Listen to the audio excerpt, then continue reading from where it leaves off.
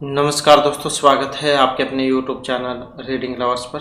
दोस्तों, आज की जो वीडियो इसमें हम बात करने वाले हैं ट्रिपल सी की तरफ से आने वाली बेस्ट बुक के बारे में, जो कि चक्षु प्रकाशन की है। और अगर आप आरपीएफ या आरपीएसएफ एग्ज़ाम की तैयारी कर रहे हैं तो ये बुक आपके लिए और भी ज़्यादा महत्वपूर्ण रहने वाली है, क्योंकि इस बुक में आपको प्रीवियस जो एग्ज़ाम हुए थे इनके क्वेश्चन पेपर हल सही देखने को मिलेंगे। इसके अलावा यहाँ पर आपको 20 प्रैक्टिस सेट भी इस बुक के अंदर मिल जाते हैं। और यहाँ पर जो इसमें एक क्वेश्चन है ये आपको व्याख्या हल सहित मिलेंगे, और इसी प्रकार के क्वेश्चन ही आपके एग्जामों में पूछे जाते हैं। और इसी बुक को अगर आप यहाँ पर कॉम्बो के रूप में लेना चाहते हैं तो कॉम्बो के रूप में भी आपको ये बुक मिल जाएगी। और इसके अलावा आपको यहाँ पर ये अलग अलग बुक जो है यहाँ पर रेलवे रीजनिंग चैप्टर वाइज की, रेलवे मैथ्स चैप्टर वाइज और रेलवे सामान्य अध्ययन चैप्टर वाइज बुक मिल जाएगी। और ये जो बुक है आपको फ्लिपकार्ट, अमेजन और स्नैपडील इन पर भी आसानी से उपलब्ध हो जाएगी। तो अपने सपने को पूरा करने के लिए आप इन बुक को ले सकते हैं और अपनी एग्ज़ाम की तैयारी को और भी मजबूत बना सकते हैं। तो अब हम जो अपने क्वेश्चन इन पर वापस आ चुके हैं, और यहाँ पर जो हम क्वेश्चन करने वाले हैं आपके सभी कॉम्पिटिटिव एग्जाम के लिए क्वेश्चन महत्वपूर्ण रहने वाले हैं, चाहे इसमें आरपीएफ का एग्ज़ाम है, एचएससी का है या कोई अन्य एग्जाम है। तो सभी क्वेश्चन जो यहाँ पर वेरी इंपॉर्टेंट है। तो जिसमें हमारा यहाँ पर सबसे पहले जो सामान्य जानकारी से जो महत्वपूर्ण क्वेश्चन आ जाता है, क्वेश्चन है कि निम्नलिखित में से महाराज अधिराज की उपाधि धारण करने वाले प्रथम गुप्त सम्राट इनमें से कौन थे? चंद्रगुप्त प्रथम, द्वितीय, समुद्रगुप्त या रामगुप्त? तो महाराज अधिराज की उपाधि धारण करने वाले प्रथम गुप्त सम्राट, और इनका नाम था चंद्रगुप्त प्रथम, जो यहाँ पर ऑप्शन 1 में दिए गए हैं। चंद्रगुप्त प्रथम राजा घटोत्कच के पुत्र थे और राजवंश के संस्थापक के पोता थे। दोनों को इलाहाबाद स्तंभ शिलालेख में महाराजा कहा गया है। तो चंद्रगुप्त प्रथम गुप्त वंश के पहले शासक थे जिसने महाराज अधिराज की उपाधि धारण की थी। नेक्स्ट है, संयुक्त राज्य अमेरिका में गदर पार्टी का गठन किस वर्ष किया गया था? 1919 में, 13, 24 या 1915 में? तो संयुक्त राज्य अमेरिका में गदर पार्टी का गठन किस वर्ष किया गया था? और जो यहाँ पर ऑप्शन 2 में दी गई है, तो कौन सा था? 1913 में। कहाँ पर? कैलिफोर्निया, यूएसए में। इसकी जो स्थापना है भारत के ब्रिटिश सरकार के खिलाफ विद्रोह को संगठित करने के लिए की गई थी। नेक्स्ट आ जाता है, गुप्त राजवंश का वह पहला शासक इनमें से कौन था जिसने महाराज अधिराज की पदवी धारण की थी? चंद्रगुप्त, रामगुप्त, कुमारगुप्त या स्कंदगुप्त? गुप्त राजवंश का पहला शासक था जिसने महाराज अधिराज की पदवी को धारण किया था, और जो यहाँ पर ऑप्शन 1 में दी गई है, तो कौन थे ये? चंद्रगुप्त प्रथम। और इसका मतलब क्या होता है? महाराज अधिराज, राजाओं के राजा, एक सम्राट के पद को दिखाता है। नेक्स्ट आ जाता है, उस सीमा क्षेत्र को क्या कहते हैं जहां से महासागर के तापमान में तेजी से गिरावट आती है?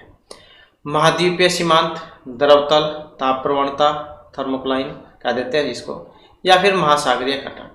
तो उस सीमा क्षेत्र को क्या कहते हैं जहां से महासागर के तापमान में तेजी से गिरावट आती है? और इसको कहा जाता है ताप प्रवणता अर्थात थर्मोक्लाइन।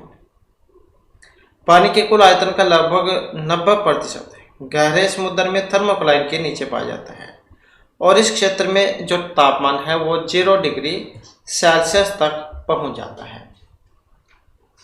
इसके बाद आ जाता है नेक्स्ट क्वेश्चन। क्वेश्चन है, भारतीय मानक यमोत्तर रेखा 5 राज्यों से होकर गुजरती है, इनमें से कौन सा उन 5 राज्यों में से एक नहीं है? तो भारतीय मानक यमोत्तर रेखा जो है 5 राज्यों से होकर गुजरती है और उन 5 में से एक नहीं है। आंध्र प्रदेश, छत्तीसगढ़, बिहार या फिर ओडिशा? और जो यहाँ पर ऑप्शन 4 में दिए गए हैं, तो ये बिहार है। तो ये जो भारतीय मानक मेरिडियन जो है ये गुजरता है उत्तर प्रदेश, मध्य प्रदेश, छत्तीसगढ़, उड़ीसा और आंध्र प्रदेश से। तो बिहार जो इसमें नहीं है। इसके बाद है, इनमें से कौन से सरकारी घाटे का मापन नहीं है। राजस्व, राजकोषीय घाटा, राजस्व घाटा या प्राथमिक घाटा। तो एक सरकारी घाटे का मापन नहीं है जो यहाँ पर ऑप्शन 1 में दिया गया है, राजस्व व्यय। तो यही जो घाटा नहीं है। नेक्स्ट आ जाता है, रजिया पहली महिला मुस्लिम शासिका जो भारत की किस तुर्की शासक की बेटी थी? शमसुद्दीन इल्तुतमिश की, कुतुबुद्दीन ऐबक, मुइजुद्दीन बहराम या गयासुद्दीन बलबकी। तो रजिया सुल्ताना नाम आपने पढ़ी है। तो इनमें से किन की बेटी थी? और जो ऑप्शन 1 में है तो ये शमसुद्दीन इल्तुतमिश जो है इनकी पुत्री थी। इन्होंने 1231 से 1232 के दौरान दिल्ली पर शासन किया था, जब इनके पिता ग्वालियर अभियान में व्यस्त थे। बाद में वह उपमहाद्वीप की पहली महिला मुस्लिम शासिका और दिल्ली की एकमात्र महिला मुस्लिम शासिका बनी थी। इसके बाद आ जाता है नेक्स्ट क्वेश्चन। नेक्स्ट क्वेश्चन है, भारतीय संविधान को लिखने वाले संविधान सभा के जो उपाध्यक्ष हैं इनमें से कौन थे? तो भारतीय संविधान को लिखने वाले संविधान सभा के उपाध्यक्ष जसपाल सिंह जी, दुर्गाबाई देशमुख, H.C. मुखर्जी या राजेंद्र प्रसाद। तो भारतीय संविधान को लिखने वाली संविधान सभा के उपाध्यक्ष, और ये थे जो है यहाँ पर डॉक्टर राजेंद्र प्रसाद। जो ऑप्शन 4 जो है इसमें यहाँ पर दिए गए हैं। डॉक्टर राजेंद्र प्रसाद को संविधान सभा के अध्यक्ष के रूप में चुना गया था। हाँ, ये जो डॉक्टर राजेंद्र प्रसाद जो थे इनको संविधान सभा के अध्यक्ष के रूप में चुना गया था। ये तो थे अध्यक्ष। और जबकि ये जो इस यहाँ पर हरेंद्र कुमार मुखर्जी जो है, H.C. मुखर्जी मतलब हरेंद्र सिंह मुखर्जी, तो इसके ये उपाध्यक्ष थे जो ऑप्शन 3 में यहाँ पर दिए गए हैं। और बंगाल के कलकत्ता विश्वविद्यालय के पूर्व कुलपति थे। भारत के गणतंत्र बनने के बाद विधानसभा अल्पसंख्यक समिति की अध्यक्षता करते हुए मुखर्जी को पश्चिम बंगाल का राज्यपाल नियुक्त किया गया था। तो ये जो है बंगाल के कलकत्ता जो विश्वविद्यालय थे इसके पूर्व कुलपति भी थे। और भारत के गणतंत्र बनने के बाद विधानसभा अल्पसंख्यक समिति की अध्यक्षता करते हुए मुखर्जी को पश्चिम बंगाल का राज्यपाल नियुक्त किया गया था। इसके बाद है नेक्स्ट हमारा क्वेश्चन है कि वास्तविक जीडीपी किस देश के कुल का माप है? बैंक लेन देन का, किसानों की आय, आर्थिक उत्पादन या उद्योगपतियों की संपत्ति का। तो वास्तविक जीडीपी किसी देश की कुल का माप होती है, और जो ऑप्शन 3 में दी गई है तो किसका है? आर्थिक उत्पादन का। नेक्स्ट आ जाता है नागजीरा टाइगर रिजर्व। ये कहाँ पर है? नागजीरा टाइगर रिजर्व सिक्किम, राजस्थान, गोवा या फिर महाराष्ट्र में। तो नागजीरा टाइगर रिजर्व कहाँ पर है? तो ये महाराष्ट्र में है। तो ऑप्शन हो जाएगा 3 वाला हमारा। तो महाराष्ट्र के भंडारा गोंदिया जिले के बीच में है, वहाँ पर स्थित है। और दिसंबर 2013 में भारत के 46वें टाइगर रिजर्व के रूप में इसे अधिसूचित किया गया था। नेक्स्ट आ जाता है नागरिकता अधिनियम संविधान के लागू होने के बाद से भारतीय नागरिकता के अधिग्रहण, निर्धारण और समाप्ति से संबंधित मामलों से जुड़ा हुआ है। 1955, 57, 51 या 61। और यहाँ पर है ऑप्शन 1 हमारा, तो ये 1955 है। नेक्स्ट आ जाता है स्वतंत्र भारत का पहला आम चुनाव हुआ था 1961, 62, 57, 58, 51, 52 या 67, 68 में। तो स्वतंत्र भारत का पहला आम चुनाव हुआ था और यह हुआ था वर्ष 1951, 52 में। नेक्स्ट है स्वतंत्रता से पूर्व भारत में गरीबी की अवधारणा पर चर्चा करने वाले सर्वप्रथम व्यक्ति इनमें से कौन थे? तो स्वतंत्रता से पूर्व भारत में गरीबी की अवधारणा पर चर्चा करने वाले सर्वप्रथम व्यक्ति और कौन थे? जो यहाँ पर दिए गए ऑप्शन 3 में, तो ये थे डी वाच। अर्थात स्वतंत्रता पूर्व भारत में दादाभाई नौरोजी गरीबी रेखा की अवधारणा पर चर्चा करने वाले पहले भारतीय व्यक्ति थे। तो कौन थे? दादाभाई नौरोजी। तो यहाँ वैसे नहीं आपके समझ में आता है, तो ये जो है यहाँ पर सी आंसर ये है इसका। तो ऑप्शन 3 नहीं है, ऑप्शन जो है यहाँ पर इसका जो 4 है दादाभाई नॉर्वे। तो ये जो है इसका सी आंसर रहेगा। इसके बाद है एक वेब पेज और संबंधित सामग्री का ऐसा संग्रह होता है जिसे किसी सामान्य डोमेन नाम से पहचाना जाता है और कम से कम किसी एक वेब सर्वर पर पब्लिश किया जाता है। ईमेल, इंस्टेंट मैसेंजर, वायरस या वेबसाइट। तो कौन सा एक वेब पेज और संबंधित सामग्री का संग्रह होता है जिसे किसी सामान्य डोमेन नाम से पहचाना जाता है और कम से कम किसी एक वेब सर्वर पर पब्लिश किया जाता है, और जो यहाँ पर ऑप्शन 4 में दिया गया है। तो ये एक वेबसाइट है। नेक्स्ट है संयुक्त राष्ट्र के पहले महासचिव इनमें से किस देश से संबंधित थे? फिनलैंड, स्वीडन, पुर्तगाल या फिर नॉर्वे से। तो संयुक्त राष्ट्र के पहले महासचिव, और जो यहाँ पर ऑप्शन 4 में दिए गए हैं, तो कहाँ के थे? ये नॉर्वे के थे। नेक्स्ट आ जाता है हमारे यहाँ पर सामान्य विज्ञान से क्वेश्चन है कि कल्पकम के फास्ट ब्रीडर रिएक्टर निम्न में से कौन सा शीतलक प्रयोग में लाया जाता है? कार्बन डाइऑक्साइड, भारी जल, समुद्री जल या द्रवित सोडियम। तो कल्पकम के फास्ट ब्रीडर रिएक्टर में कौन सा शीतलक प्रयोग में लाया जाता है? और यहाँ पर जो प्रयोग में लाया जाता है जो ऑप्शन 4 में दिया गया है, तो कौन सा होता है? द्रवित सोडियम। नेक्स्ट है पृथ्वी के चुंबकीय क्षेत्र का कारण है भूकरोड़ के अंदर की चक्राकार धाराएं, इसके केंद्र में मौजूद विशाल चुंबक, पृथ्वी के बाहर अंतरिक्ष में गतिमान आवेश या कोई सा भी नहीं। तो पृथ्वी के चुंबकीय क्षेत्र का कारण है कौन सा? जो यहाँ पर ऑप्शन 1 में दिया गया है, भूकरोड़ के अंदर की चक्राकार धाराएं। नेक्स्ट है आपस में जुड़ी दो आवेशित वस्तुओं के बीच विद्युत धारा नहीं प्रवाहित होती है यदि वे हो समान आवेग, धारिता, प्रतिरोधिता या समान विभव पर। तो आपस में जुड़ी दो आवेशित वस्तुओं के बीच विद्युत धारा नहीं प्रवाहित होती है यदि वे हो समान विभव पर। नेक्स्ट है शीत प्रकोष्ठ में भंडारित फल अधिक समय तक चलते हैं, ऐसा क्यों है? या जैसे कह देते हैं कि फ्रिज में रखो जो भोजन है वो ज़्यादा दिन तक चल जाता है अर्थात खराब नहीं होता। तो शीत प्रकोष्ठ में भंडारित फल जो है यहाँ पर लंबे समय तक चल जाते हैं क्योंकि सूर्य की रोशनी नहीं पड़ने दी जाती है। पर्यावरण में कार्बन डाइऑक्साइड की सांद्रता बढ़ा दी जाती है, श्वसन की दर घटा दी जाती है या आर्द्रता बढ़ जाती है। तो यहाँ पर अगर हम देखें तो ऑप्शन रहेगा हमारा 3 वाला। तो श्वसन की जो दर है इसमें ये घटा दी जाती है। श्वसन की दर जितनी अधिक होगी फलों के पकने और उनके क्षय होने की दर भी उतनी ही अधिक होगी। शीत प्रकोष्ठ में कम ऑक्सीजन एवं कम श्वसन दर वाली परिस्थितियों में फलों को अधिक समय तक सुरक्षित किया जा सकता है। इसके बाद आ जाता है प्रेशर कुकर के अंदर का उच्चतम ताप निर्भर करेगा ऊपर के छेद का क्षेत्रफल व उस पर रखा गया वजन, ऊपर के छेद का क्षेत्रफल व पकाए जाने वाले पदार्थ पर, ऊपर के छेद पर रखा गया वजन पर व पकाए जाने वाले पदार्थ पर। तो प्रेशर कुकर के अंदर का उच्चतम तापमान निर्भर करेगा जो ऑप्शन 1 में दे रहा है ऊपर के छेद का क्षेत्रफल व उस पर रखा गया वजन।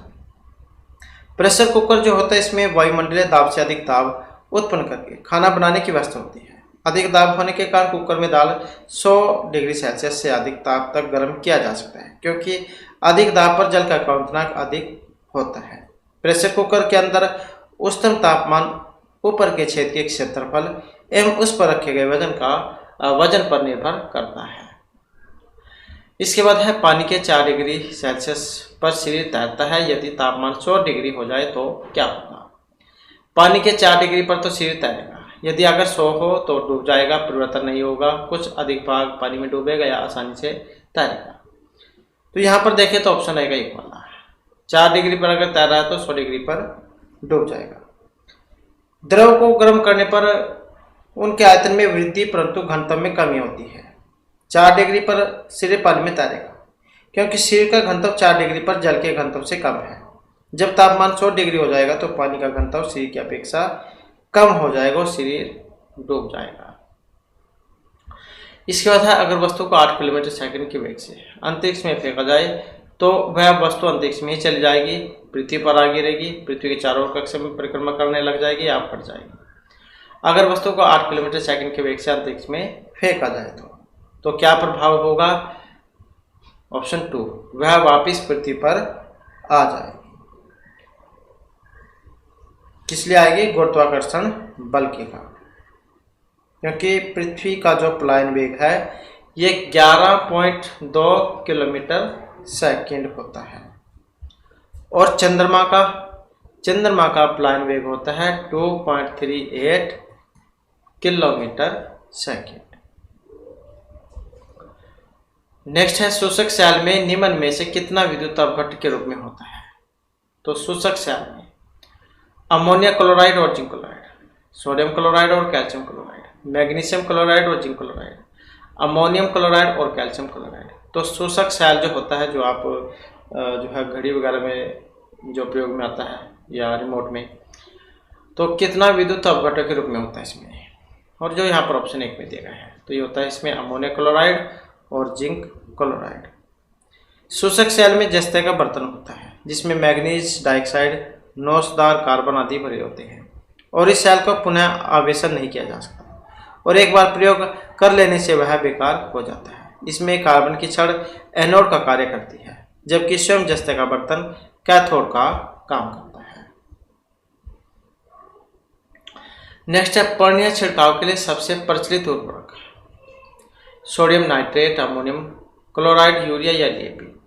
तो पर्णीय छिड़काव के लिए सबसे जो बढ़िया जो यहाँ पर उर्वरक है, सबसे प्रचलित उर्वरक जो ऑप्शन 3 में दिया गया है, तो कौन सा है? ये यूरिया, जिसका प्रयोग फसलों में किया जाता है। ये कार्बनिक यौगिक होता है और इसका जो रासायनिक सूत्र जो है ये NH2CNH2 ये होता है, जिसे कार्बामाइड भी कहा जाता है और कृषि में नाइट्रोजन युक्त रासायनिक खाद के रूप में इसका उपयोग होता है। तो और फसलों में छिड़काव के लिए भी इसका प्रयोग किया जाता है पर्णीय छिड़काव के रूप में। नेक्स्ट है प्रशीतन खाद्य परिरक्षण में मदद करता है, जीवाणु को मारकर, जैव रासायनिक अभिक्रियाओं की दर को कम करके, एंजाइम क्रिया को नष्ट करके या खाद्य पदार्थ को बर्फ की परत से ढककर। तो प्रशीतन खाद्य परीक्षण में मदद करता है, किस लिए? जो ऑप्शन 2 में दिया है, जैव रासायनिक अभिक्रियाओं की दर को कम करके। नेक्स्ट है फोटोग्राफी में कौन सा अमल प्रयोग में लाया जाता है? फार्मिक, ऑक्जेलिक, साइट्रिक या एसिटिक अमल। तो फोटोग्राफी में अमल प्रयोग में लाया जाता है जो यहाँ पर ऑप्शन 2 में दिया गया है, तो ये ऑक्जेलिक अमल होता है। और कई बार जो क्वेश्चन आ जाता है कि जैसे चींटियाँ होती हैं उनमें कौन सा अमल होता है, तो चींटी जो होती है उसमें फार्मिक अमल होता है। वेरी वेरी इंपॉर्टेंट जो यहाँ पर क्वेश्चन है, तो चींटी में होता है फार्मिक अमल। और नींबू में कौन सा होता है? नींबू में होता है साइट्रिक अमल। और जो सिरका होता है उसमें होता है एसिटिक अमल।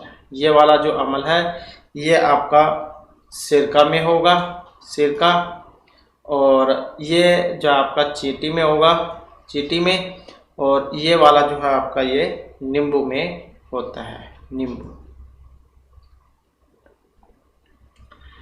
नेक्स्ट है सल्फर हेक्साफ्लोराइड अणु का आकार कौन सा है? त्रिभुज आकार का पिरामिड, अष्टफलकीय, समतलीय या चतुष्फलकीय। सल्फर हेक्साफ्लोराइड अणु का आकार, और जो यहाँ पर दिया गया ऑप्शन 2 में, तो अष्टफलकीय ये होता है। नेक्स्ट है लीवर फ्लूक पित्त वाहिनी में रहता है, घोड़े, गाय, आदमी या भेड़ की। लीवर फ्लूक पित्त वाहिनी में रहता है किसकी? तो ये रहता है भेड़ की। ऑप्शन हो जाएगा 4 हमारा। नेक्स्ट है एक्सेनोमीटर का प्रयोग करते हैं प्रकाश संश्लेषण की दर नापने में, वृद्धि की दर मापने में, रस आकर्षण की दर मापने में या ऊर्जा ह्रास की दर को मापने में एक्सेनोमीटर का प्रयोग किया जाता है, जो ऑप्शन 2 में देना है। किस लिए? वृद्धि दर को मापने में। तो इसका तो होता है पौधों की वृद्धि मापने में, और क्रेस्कोग्राफ पौधों की लंबाई मापने में। नेक्स्ट है बीजों के प्रकीर्णन की सेंसर विधि पाई जाती है, प्रकीर्णन की सेंसर विधि मटर, पोस्ते, कपास या मक्के में। तो यह होती है पोस्ते में, जो ऑप्शन 2 में है। नेक्स्ट है हमारे रीजनिंग के क्वेश्चन। तो तर्क शक्ति से क्वेश्चन है और जिसमें क्वेश्चन है कि एक कक्षा में 60 छात्र हैं। छात्र बी का रैंक योग्यता क्रम में नीचे की ओर से 41वां है। तो कुल जो यहाँ पर बच्चे जो है छात्र जो कुल जो छात्र हैं, तो कुल छात्र कितने हैं? 60 है। और छात्र बी का जो रैंक है योग्यता क्रम में नीचे की ओर से 41वां है, 41वां। तो ऊपर की ओर से छात्र बी का रैंक कितना होगा? तो कितना हो जाएगा? 10 में से 1 गए 9, 5 में 4 गए 1 और प्लस में 1। तो कौन सा हो जाएगा? 20वें नंबर का। तो जो ऑप्शन 1 में है। इसके बाद आ जाता है नेक्स्ट हमारा, एक निश्चित कूट भाषा में फैमिली को हम इस प्रकार से लिख सकते हैं। तो ये जो FILMY जो है इसको कैसे लिखेंगे? तो पहले जो हमें इसके बारे में पता होना चाहिए, FAMILY। तो यहाँ पर क्या हो? X B J S D। तो पहले हमें इनके बारे में पता होना चाहिए। तो यहाँ पर इसी आधार पर अगर हम देखें तो इसके लिए जो हमें जो इसका कोड जो होता है वो याद होना चाहिए, जिससे आपको एकदम से इनके जो अल्फ़ाबेट जो है उनका क्रम पता लग जाए। तो AEJOTY 1 5 10 15 20 और 25। तो यहाँ पर अगर हम देखें तो F जो है, F का कोड क्या है? F जो आ जाता है 6ठे नंबर पर, A पहले नंबर पर है, M का जैसे 13 हो गया, I जो है 9वें नंबर पर आ जाता है, L जो है ये 12वें नंबर पर हो जाएगा और Y ये 25वें नंबर पर हो जाएगा। इसी प्रकार से यहाँ पर इनका भी देख लेते हैं। Q का नंबर 17 है, X जो है ये अल्फ़ाबेट में 24वें नंबर पर है, B दूसरे पर है, J 10वें पर है, S 19वें पर है और D जो चौथे नंबर पर है। तो बस ये जैसे ये यहाँ पर ये कोड है, सेम वही कोड जाए इसके भी यहाँ पर ये हो जाएंगे, क्योंकि इसमें सिर्फ आगे पीछे ही है। यही वाले कोड यहाँ पर रख लेने हैं और फिर जब हम सॉल्व करेंगे तो ऑप्शन 4 वाला जो है इसका बन जाएगा। तो सेम वही जो कोड यहाँ पर रखेंगे तो फिर ये जो इसका बन जाएगा। इसके बाद आ जाता है नेक्स्ट हमारा कि दिए गए विकल्प में से उस अक्षर समूह का चयन कीजिए जो दी गई श्रृंखला में प्रश्नवाचक चिन्ह के स्थान पर आएगा। तो यहाँ पर बताना कौन सा जो कोड यहाँ पर चला हुआ है। तो यहाँ पर देखिए तो A से B में एक अल्फ़ाबेट है, B से C, C से D, तो कुछ ये वाला चला हुआ है प्लस 1 वाला। अब यहाँ पर देखें तो E F G H I और I J K L M N O P Q R S T U, तो ये वाला कुछ कोड यहाँ पर इसमें अब चला हुआ है। तो इसी आधार पर जब हम यहाँ पर देखेंगे तो इसका जो है A यहाँ पर बनेगा, E तो यहाँ पर आ जाएगा A B C D और E। तो ये वाला जो है यहाँ पर बनेगा जो ऑप्शन 2 में यहाँ पर दिया गया है। इसके बाद है आकृति। तो यहाँ पर कुछ आकृति जो ये पलट रही है, तो किस तरीके से यहाँ पर ये घूम रही है, तो इससे अगला कौन सा क्रम आएगा वही बताना है। तो यहाँ पर अगर हम इसमें देखें तो स्टार और ये तीर का निशान है, यहाँ पर ये आयत है यहाँ पर और ये जो एक डब्बा है और ये साथ में हो गई पतंग। तो यहाँ पर देखें तो इसमें कौन सा क्रम चल रहा है। तो यहाँ पर क्या प्रत्येक अगली आकृति में केंद्रीय डिजाइन जो है, केंद्रीय डिजाइन 90 डिग्री वामावर्त घूम रहा है, जबकि अन्य डिजाइनों में जो परिवर्तन है वो आप देख सकते हैं। तो यहाँ पर देख सकते हैं पहले इस साइड में था, फिर यहाँ पर चला गया है, उसके बाद यहाँ, तो इसका मतलब फिर जो है कहाँ पर होना चाहिए, तो यहाँ पर जो फिर ये होना चाहिए। तो ये त्रिभुज जो यहाँ पर होना चाहिए, यहाँ पर जो ये भी गलत हो जाएगा, ये भी गलत हो गया। तो अब इसमें या तो ये है या ये है। अब इसमें भी अगर हम देखें तो इनका जो कोड है वो चला हुआ है। तो यहाँ पर देखें तो इसमें स्टार जो आएगा, यहाँ पर स्टार और ये आयत आ जाएगा यहाँ पर। तो कुछ ऐसा जो क्रम है जो जो है यहाँ पर ऑप्शन 1 जो है इसमें दिया गया है। तो ये वाला जो है इसका यहाँ पर बनेगा। इसके बाद है उस विकल्प का चयन करें जो तीसरी संख्या में उसी प्रकार संबंधित है जिस प्रकार दूसरी संख्या पहली संख्या से संबंधित है। तो पहले इसके बारे में हमें पता होना चाहिए। तो यहाँ पर देखें तो क्या है 2 3 4 और अनुपात 1 7 1। तो इनको क्या है जोड़ लिया गया है 4 3 7 और 2 9 अनुपात 7 8 1 9। तो कुछ ये वाला क्रम यहाँ पर चलाया हुआ है। इसी प्रकार से हम यहाँ पर देख लेते हैं 5 और 2 7 3 10 और 5 15। तो अब इसमें भी आप 15 को जोड़कर देख सकते हैं कौन से में बनेगा। तो यहाँ पर देख सकते हैं आप तो 6 4 10 11 और 4 15। तो यही जो इसका हो जाएगा।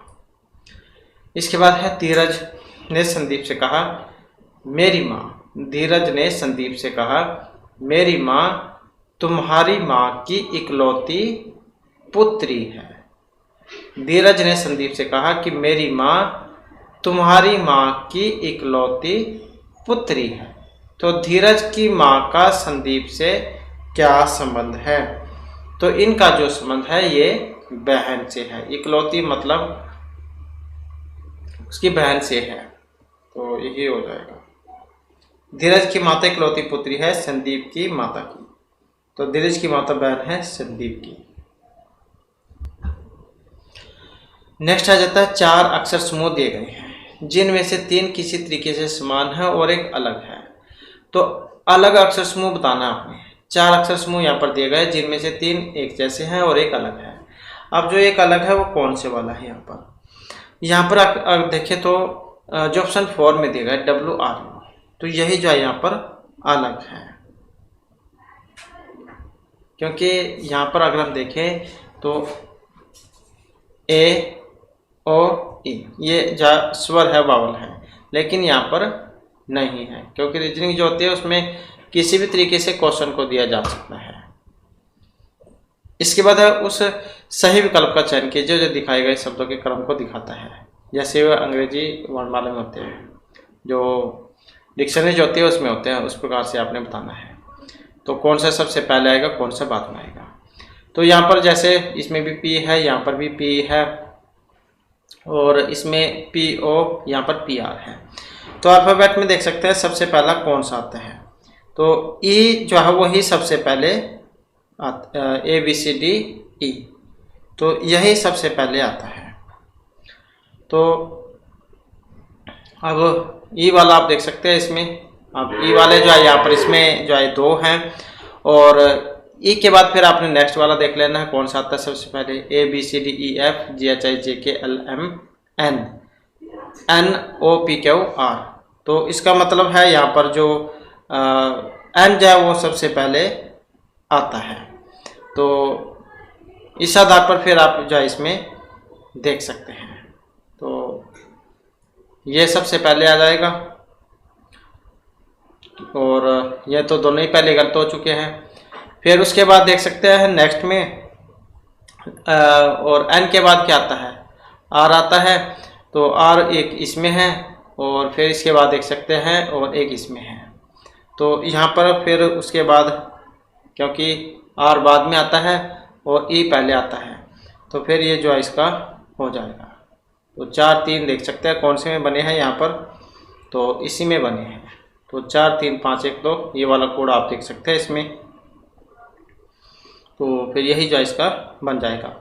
तो ये पहले आ जाएगा, फिर ये दूसरे नंबर पे आ जाएगा और फिर पॉल्यूशन ये तीसरे पर आ जाएगा और पावर्टी जो है ये चौथे पर आ जाएगा और फिर ये पाँचवें पर। तो ये वाला कोड यहाँ पर बनेगा ऑप्शन 2 वाला। नेक्स्ट है यहाँ पर उस विकल्प का चयन करें जो तीसरे पद से ठीक उसी प्रकार से संबंधित है जैसे दूसरा पहले पद से संबंधित है। तो जैसे DRO1 को हम BFP लिख सकते हैं। तो HOST का हम कैसे लिखेंगे, तो यहाँ पर अगर हम देखें तो यहाँ पर देखें तो इनका जो कोड है वो कैसे चला हुआ है। तो जैसे B से D, P से R, M से O और L से N।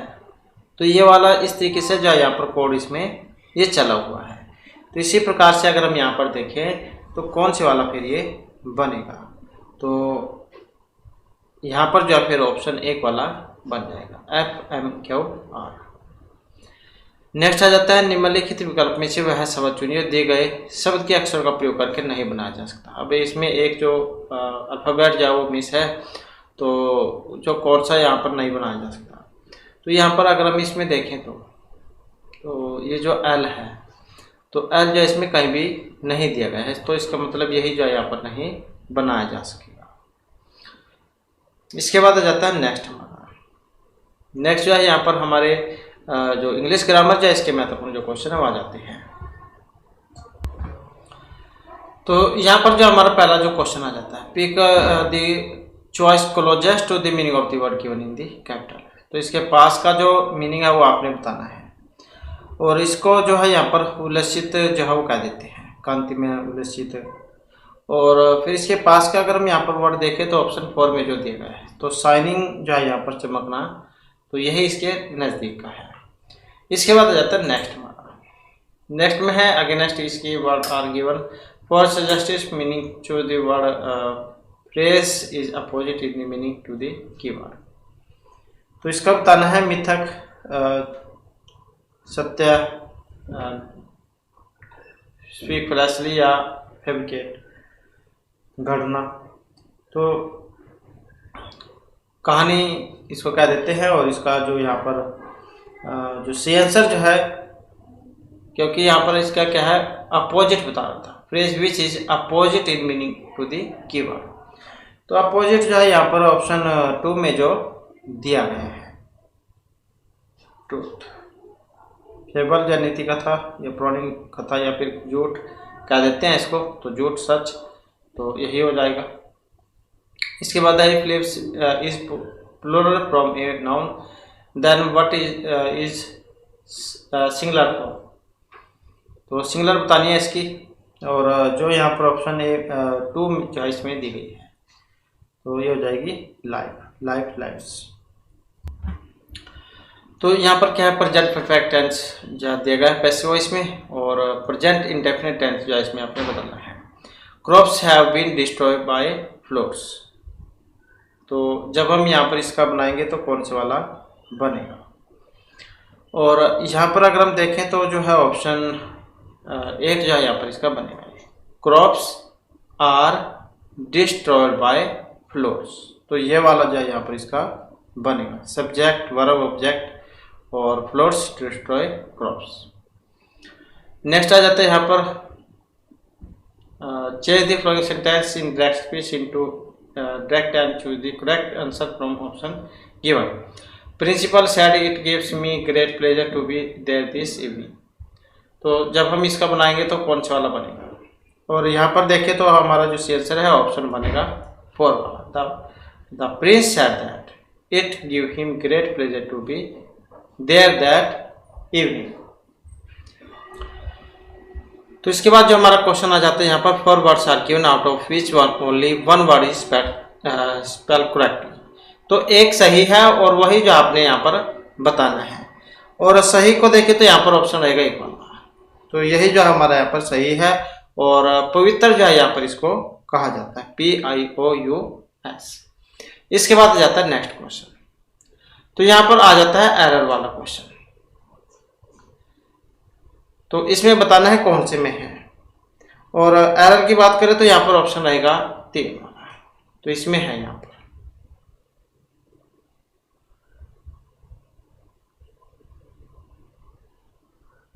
नेक्स्ट आ जाता है, तो यहाँ पर लोकोक्ति आ जाती है, बीट अराउंड द बुश, और इसका जो यहाँ पर जो आंसर है हमारा रहेगा ऑप्शन 3 वाला, अवॉइडिंग द मेन टॉपिक। अपना जो मेन जो बात है उससे भटकाना, जो आप एक तरीके से कह सकते हैं। नेक्स्ट आ जाता है यहाँ पर in the following question out of 4 alternatives to the one can be substituted for the given words sentence। A record of one's own life written by oneself. तो इसको क्या कहा जाता है? तो यही जो आपने यहाँ पर बताना है। स्वयं के द्वारा लिखा गया, स्वयं के जीवन का अभिलेख, अपने ऊपर जो कुछ लिखता है तो उसको क्या कहा जाता है? और जो यहाँ पर ऑप्शन 4 में दी गई है तो ऑटोबायोग्राफी जब से कहा जाता है, जो अपने ऊपर लिखी जाती है स्वयं के द्वारा और स्वयं के जीवन का अभिलेख जिसमें किया जाता है, आत्मकथा अर्थात ऑटोबायोग्राफी। नेक्स्ट है यहाँ पर इनमें जो आपने बताना है, given below are four sentence, 3 of each are jumbled, pick the option that gives the correct order. तो इनका जो सही क्रम है वो आपने बताना है। सही क्रम की बात करें तो जो है यहाँ पर ऑप्शन जो है 3 वाला हमारा यहाँ पर बनेगा। अब ऑप्शन 3 जो है इसमें पहले बी, ए, डी और सी। तो सबसे पहले यहाँ पर बी, उसके बाद ए और फिर डी और उसके बाद सी जो है यहाँ पर लास्ट में आएगा। इसके बाद आ जाता है हमारे यहाँ पर हिंदी ग्रामर, तो जिसमें क्वेश्चन आएगा कि कठिन कार्य में सफलता प्राप्त करना। इसके लिए जो सही मुहावरा हो कौन सा होता है? जान हथेली पर रखना, छक्के छुड़ाना, गढ़ जीत लेना, या गंगा नहाना। तो कठिन कार्य में सफलता प्राप्त करना जो ऑप्शन 3 में दिए गए हैं, तो ये कहा जाता है गढ़ जीत लेने को। नेक्स्ट है रामू की तो ऐसी आदत हो गई है कि गोदी में बिठाकर दाढ़ी नोचे। तो ये लोकोक्ति है, इसका मतलब व्यर्थ चीटिंग, हाँकना, भलाई पर भी दोस्ता, बातें करते रहना या परेशान करना। तो रामू की तो ऐसी आदत हो गई है कि गोदी में बैठकर दाढ़ी नोचे। और जो यहाँ पर ऑप्शन 2 में दिया गया है तो यह है भलाई पर भी दोस्ता करना। इसके बाद आ जाता है नेक्स्ट हमारा। नेक्स्ट में बंधन शब्द का जो उचित विलोम है वो कौन सा है? स्वतंत्र, कैद, मुक्ति या फिर बंदी। तो बंधन का उचित विलोम विपरीतार्थक उल्टा बताना है, जो यहाँ पर ऑप्शन 3 में दिया गया है। तो बंधन अर्थात मुक्ति। नेक्स्ट है संयोग शब्द में उपसर्ग एवं मूल कौन से हैं? संयोग में तो किससे बना है? तो उपसर्ग और संधि बतानी है। तो इसमें जो है यहाँ पर सम उपसर्ग पूर्वक योग जो है यहाँ पर शब्द इसमें रहेगा। अब जो यहाँ पर ऑप्शन 3 जो है इसमें दिया गया है। इसके बाद आ जाता है नेक्स्ट हमारा। नेक्स्ट में आ जाता है यहाँ पर अनुपयुक्त समानार्थी जो जोड़ा है वो आपने बताना है। तो कौन से वाला जो जोड़ा यहाँ पर इसमें सही नहीं है? बादल नीर, केसवाल, द्रव्यविद, केला, कदली। अब यहाँ पर देखिए तो जो इसमें जो है ऑप्शन तो अनुपयुक्त बताना था। तो द्रव्य यहाँ पर विद को कह देते हैं, केला कदली हो गया, केसवाल हो गए। तो बादल नीर, तो यही जो है यहाँ पर इसका अलग है, क्योंकि बादल जो है बादल को मेघ खंड कह देते हैं, नीर को जल कह देते हैं। इसके बाद है ऊषा उदास आती है में कौन सा अलंकार है? मानवीय कारण है, उपमा है, संदेह या फिर विभावना अलंकार है। तो ऊषा उदास आती है और इसमें देखें तो ऑप्शन आएगा 1 वाला। तो कौन सा है? यहाँ पर मानवीय कारण अलंकार है, जहाँ जड़ वस्तु को चेतन या मानव के रूप में दिखाया जाए अथवा जड़ वस्तु पर मानवीय चेष्टाओं का आरोपण किया जाए तो वहाँ पर मानवीय कारण अलंकार होता है। नेक्स्ट है सिक्का जमाना मुहावरे का अर्थ क्या है? सफलता प्राप्त करना, प्रभाव स्थापित करना, कड़ी टक्कर देना या जीत जाना। तो सिक्का जमाना मुहावरे का अर्थ कौन सा है? जो ऑप्शन 2 में दिया गया है, अर्थात प्रभाव स्थापित करना। नेक्स्ट है इनमें से कोकिल जो है कोयल, इसका समानार्थी नहीं है। तो नहीं में जो क्वेश्चन आया है तो यहाँ पर देखिए तो ऑप्शन जो 2 में दिया गया है मधुकरी, तो यही जो यहाँ पर इसका नहीं है। नेक्स्ट है हमारा भावी जीवन निसंदेह उज्जवल होगा में रेखांकित शब्द का जो विलोम है, भावी का विलोम आपने बताना है। और कौन सा है? जो ऑप्शन यहाँ पर 2 में दिया गया है। तो भावी मतलब अतीत। नेक्स्ट आ जाता है इनमें से कौन सा कथन अशुद्ध है? तो अशुद्ध की बात करें तो यहाँ पर ऑप्शन आएगा 2 वाला, कल लोगों की भीड़ जमेगी। तो यही जो यहाँ पर गलत है। तो इस प्रकार से जो हमारी ये क्लास थी और महत्वपूर्ण क्वेश्चन थे। नेक्स्ट वीडियो इसमें आपके लिए नए जो महत्वपूर्ण क्वेश्चन हम लेकर आएंगे। और हमारे साथ अंत बनाने के लिए धन्यवाद।